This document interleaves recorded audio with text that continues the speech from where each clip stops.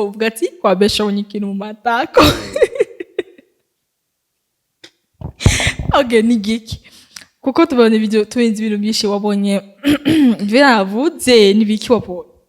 Je nabonye ikintu giteye ubwoba. Asha ipusi nini.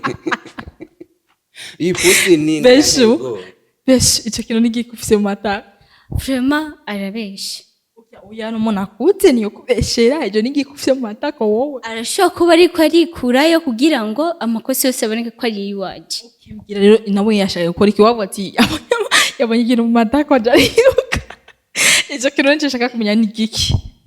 Ntacyo mfise nje vlog nta natatu mfise ntaki.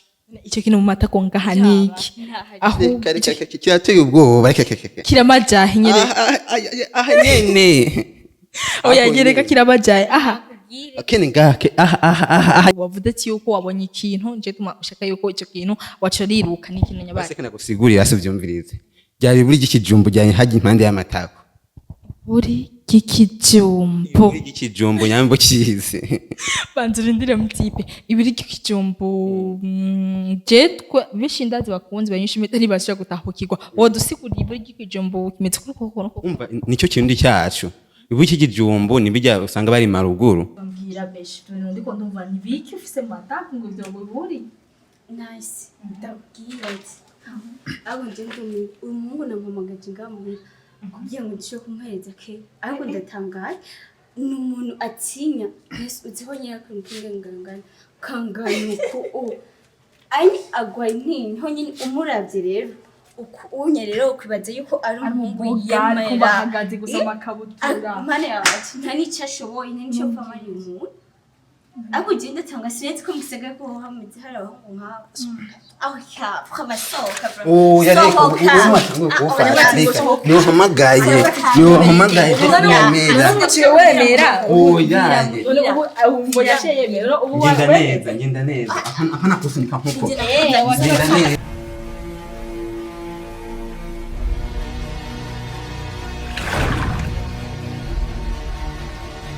Hello les France do INYISHU media kuri mukumukira nasi behind camera mukumuna ntareji nyomazi misa nkamera ko iki beni wacu bameze nabi aragwaye sinzikana nkwana mitendege twagiye kumuraba ubu ariko aragira akanafu so les France ahantu twibeshe ko hari bazana nasi yari hehe ari mu biki ariko akora iki no muntu nje kuvumbura Daba batubwira ati nace mfise urusako ariko niko kazi kacu niko tukiyemeje nakubwira ati ko mfise umugenzi witwa Beshu umukobwa muri karite yitonda ati iparatura ariko hari ibintu numvise bavuga ati nice Beshu yatwaye umuhungu muri ghetto kandi tumenye ko abahungu ari batwara abakobwa muri ghetto shaka naje kwabo burendi kwabo ngabanda byibone yuko amuzanye wabo muhungi wabo munzi wabo ndo yuko ari byo so reka turabe ndabe kuko Beshu ndahari ndakunda kujayo ndabi yari ashamana tura ntare nyaruka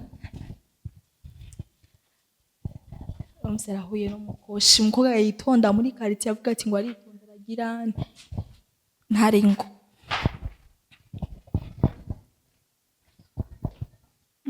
canke baba mubeshe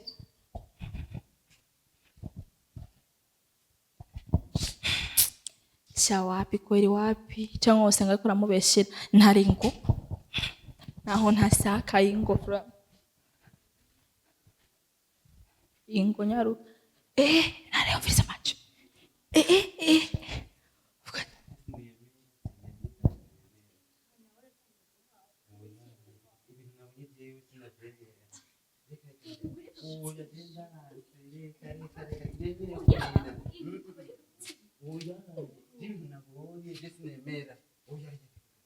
Okay.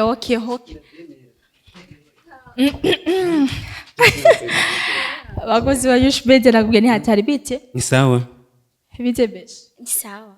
Beshu uri mu masengesho. Ni kwine ngo ndasenga mva yo umungu cyaje ngamuhira tangura kumvangira ibiki tije ko ndambya arabatayi wavura makwera nayo kwaranjene. Amajini numvise ngo wose ishaka wo ibiki niko ndamubwira ati andeke sinshaka nakavuga ati udashaka rika kugira iki udashaka ibyo no bika udashaka nubitse no mbaka ndavuga mana yanje cyo mfata iki angira unye gute Hey, okay mtipe bite? Ni sawa je ndashimana. Ukino uriko urapapa si umukobwa bandi kandi wabo nibiki? Naje kumutemberera. Mugaye kashaka. Nje naho ibintu nabonye. Ntakeneye kubo nacenda vyanka. Afungura igipeso jewe. Oya. Mbeshu. Nibazide waje kumurondera umuronderera iki? Je naje gutembera. Nje gutembera hari ibintu nabonye wiwe nacenda biheba. Ibintu nyabaki? Ibintu je bitangaje sana. Wabibonye kwande? Kuyu mukobwa umusista wanje. Okay mbwira wabonye iki? Nico shaka kumenya wabonye iki? Biratangaje je sinoshobora kubivuga. Oya. Arabeshe ahubwo yashaka kubinyinjiza atavyo nshaka. Ivyo nivyo nkeneye kumva ivyo bikiyeshe tuko kwinjizamo udashaka wowe.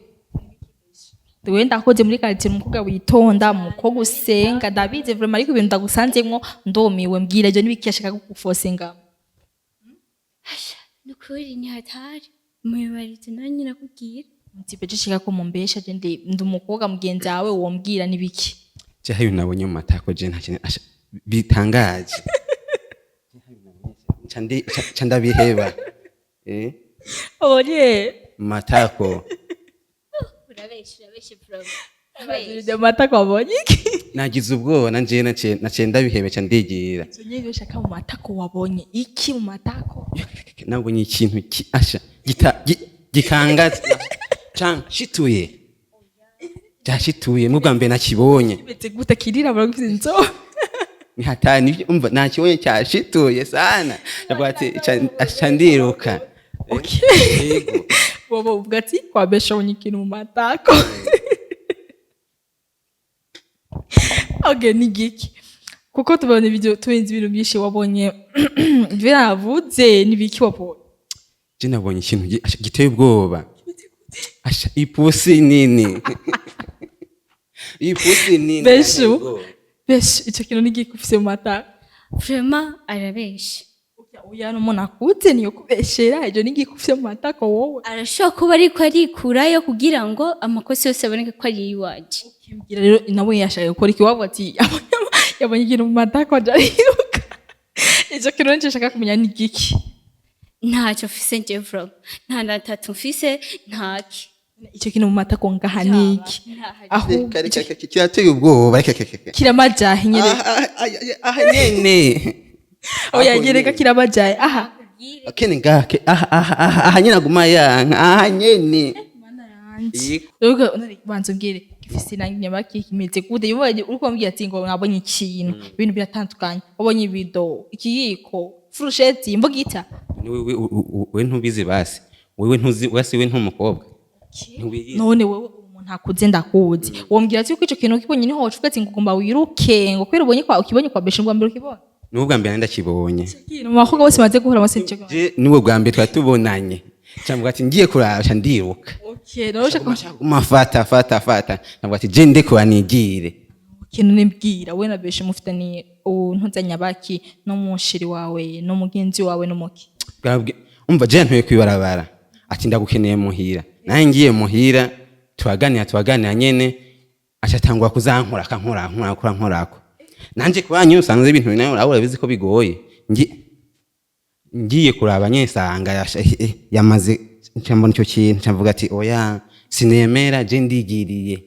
Oya urati kwa doshamo muri question. Ico ni ikintu nyabaki wavuze ati yuko wabonye ikintu nje tuma ushaka yuko ico kintu wacoriruka ni ikintu nyabaki. Ese kana gusigurira asuvyumvirize. Byari buri gikijumbu jyanye haje impande y'amatako. Buri gikijumbu. Buri gikijumbu nyambo kize. Banzurindire mutipe. Ibiri gikijumbu jetwe bishindazi bakunzi banyishimita ntibashaka gutahukirwa. Wodusigurira ibiri gikijumbu kimeze kuko. Umva nicyo kintu cyacu.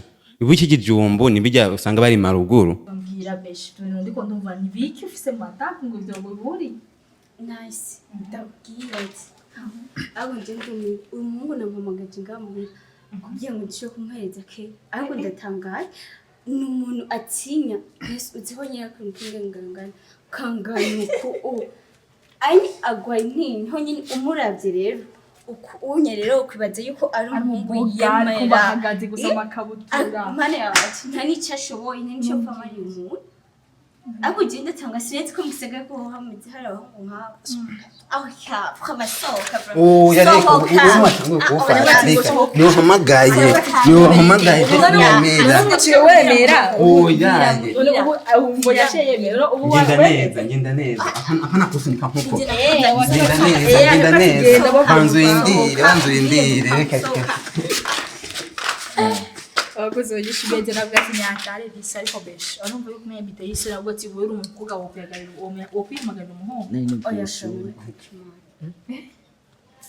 wajya kunene kwihanga icyambere bakuvuga ngo tutegetse kugira patience icyo kijembe bati abahungu nibo tumenye batwara bakuga mu ghetto ubu nawe sikiye twaba nawe ntaho washiyo bangandari kubera iki muri kayite twakwizera umuntu wo mu cengero wo muki ariko rabo ariko nasine ujije kumenya ibyo wanje ibyo wanje kandi ibyo bikuraho ndabyibaza ndazi kubitandabira mwe gusa urumva ko faking life faking life yigisha ngo umuntu bikire igikumbe nawe wese nzi ko hewe ibyo n'ibindi abashaka kujyana n'ibyo wanje bireke